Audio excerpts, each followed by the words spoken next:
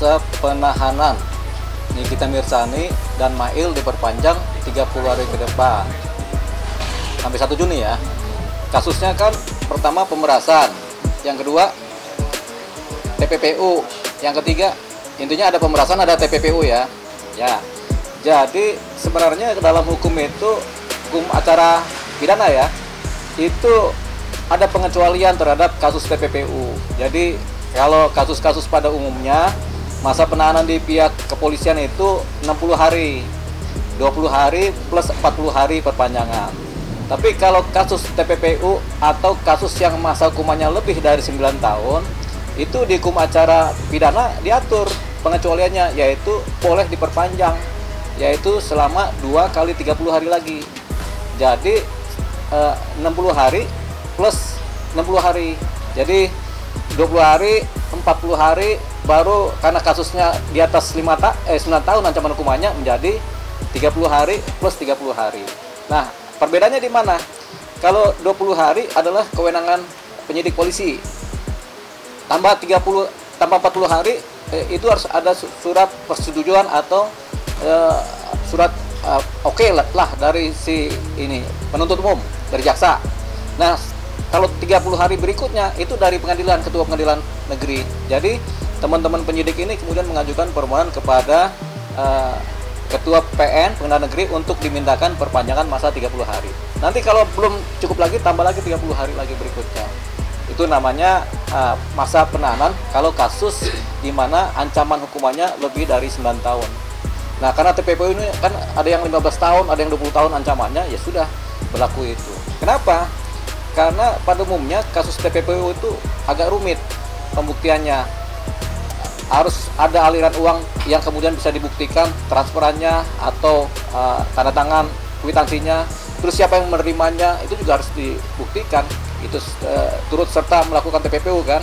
Jadi itu dia. Jadi wajar seorang Nikita Mirzani dan Mail karena perkaranya adalah dugaan tindak pidana pemerasan dan TPPU.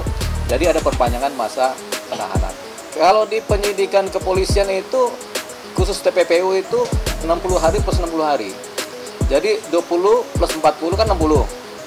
Plus 60 hari lagi tapi dibagi 2, 30 hari masa perpanjangan pertama atas persetujuan dari ketua pengadilan negeri dan 30 hari lagi masa perpanjangan berikutnya. Setelah itu kalau memang belum terbukti atau kemudian jaksa belum bisa P21, mereka harus dilepaskan. Kemungkinannya ada, tapi biasanya kalau seseorang sudah ditahan berarti sudah ada bukti yang cukup untuk memidanakan atau memproses sampai persidangan. Jadi baik Nikita Mirzani maupun Mail ketika mereka sudah ditahan berarti sudah ada bukti permulaan yang cukup sehingga mereka tampaknya harus ikut sidang. Ya memang kalau proses TPPU itu panjang, bahkan sudah keluar masa penamanan selesai pun 120 hari itu masih diproses lagi. Kenapa? Karena terkait dengan aliran uang, aliran harta yang berpindah tangan itu kan agak panjang, makanya dibutuhkan waktu yang lebih luas. Yang jelas ini tidak melanggar hukum acara pidana karena diatur dalam hukum acara pidana mengenai yang begini-begini. Kan mengenai masa penahanan, mengenai status penahanan itu kan diatur dari pasal 20 sampai pasal 30-an KUHP itu ada. Nah, salah satu pasal menyatakan ini bisa diperpanjang masa penahanan dan ini tidak kemudian melanggar hukum, gitu, sesuai dengan prosedur hukum. Ya kan ada jungtonya, pemerasan, jungto, TPPU. Jadi ada 2 atau 3 pasal yang dikenakan, yaitu salah satunya pemerasan, berikutnya adalah TPPU. Nah, kalau pemerasan saja ini kemungkinan 60 hari lepas. Tapi karena ada TPPU, di mana TPPU ada pengecualian. Pasal 29 KUHP itu mengatur tentang ini. Setiap ancaman pidana di atas 9 tahun, maka penyidik boleh memperpanjang masa hukuman dari 20 hari, 40 hari, tambah 30 hari, tambah 30 hari. Totalnya adalah 120 hari. Jadi ini baru 30 hari pertama nih sebenarnya dalam posisi perpanjangan masa penahanan dari kasus TPPU. Banyak kasus TPPU yang seperti ini, berjalan seperti ini. Ya sama kayak penipuan dulu baru, atau penggelapan dulu baru TPPU. Karena penipuan, penggelapan dulu uangnya atau hartanya berpindah. Setelah itu hartanya kan disebar. Diambil siapa, atau ditransfer ke siapa. Nah, TPPU ini biasanya selalu kemudian. setiap perkara yang terkait dengan pemerasan atau penipuan atau penggelapan, kalau ada TPPU-nya, TPPU pasti yang belakangan di prosesnya.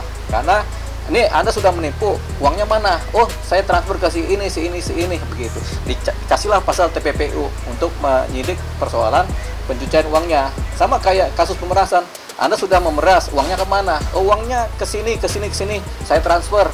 Nah, itulah dikejar bagaimana transfernya, bukti transfernya bagaimana, apakah diserahkan secara cash ataukah melalui transfer bank, itu yang kemudian pembuktian. Nah, ini yang panjang. Nah, panjangnya ini kemudian oleh undang-undang diberikan hak pengecualian, yaitu penambahan masa penahanan. Ya, tentunya kalau udah sampai ke wilayah TPPU berarti poin pemerasannya sudah dapat. Tinggal TPPU-nya bagaimana prosesnya, bagaimana buktinya, dan siapa yang menerima uangnya atau menerima hartanya, itu yang dikejar sekarang. Jadi udah poin ke sana sampai. Tapi kalau pemerasannya sendiri sudah dapat pembuktiannya. Cuman setiap pembuktian baik saksi maupun alat-alat bukti ini kan nggak pernah disampaikan di depan publik. Terkait apa?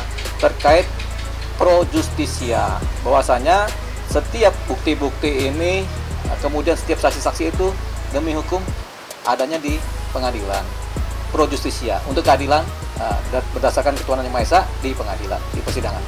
Di dalam satu waktu, 1 bulan atau 2 bulan ini, di perkara di penyidikan itu bisa ribuan perkara. Kalau semua dirilis itu kelihatannya nggak make sense juga kan. Nah, kasus seperti Nikita Mirzani bisa juga dirilis, tapi yang sifatnya umum saja disampaikan. Oh ya, masa penahanannya sedang diperpanjang, itu kan disampaikan, rilis juga kan. Tapi mengenai bagaimana cara kerjanya, bagaimana tindakannya, bagaimana kemudian TPPU-nya, itu masih disimpan sebagai bahan untuk dipersidangkan gitu.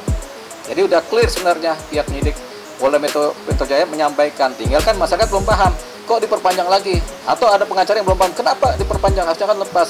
Nah, kenapa diperpanjang? Karena ada pengecualian, yaitu mengenai tindak pidana TPPU, di mana ancaman hukumannya di atas 9 tahun, di mana kalau ngikutin KUHP, ketika ancaman hukuman di atas 9 tahun, maka berpotensi bisa diperpanjang dan tidak melanggar hukum berdasarkan Kitab Undang-Undang Hukum Acara Pidana, pasal 29, itu ada itu.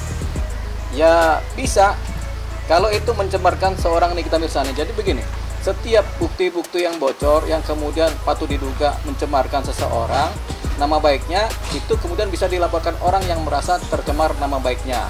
Persoalannya, kalau nama baiknya ada, dalam posisi tidak ada tindak pidana yang dilakukan. Tapi kalau Nikita Mirzani kan patut diduga melakukan tindak pidana, memeras, dan kemudian TPPU. Kan berarti kan nama baiknya hilang karena persoalan ini.